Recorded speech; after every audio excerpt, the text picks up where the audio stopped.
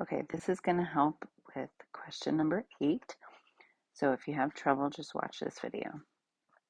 So it says some sponges have round eyes and some have oval eyes. And then we have two parents, Sponge Wilma and Sponge Wilbur, and they have the biggest round eyes in their family. So that is something that's important. So notice I'm highlighting it. It says Wilma is believed to be heterozygous for round eyes. And this tells me that this information that round is dominant.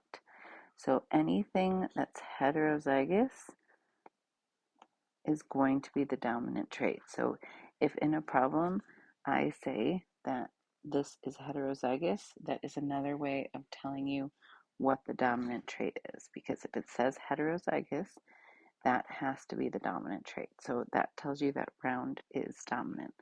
So that means we can use a capital R for round and a lowercase r for oval. So now let's do the genotypes of the parents. So remember, it says Wilma is believed to be heterozygous for her round eyes. So that means that she is capital R, lowercase r.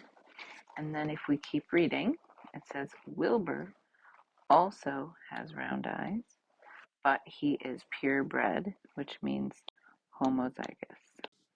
So his genotype is capital R, capital R. So you can now do the Punnett square. You have both parents, cross them, and do the ratios.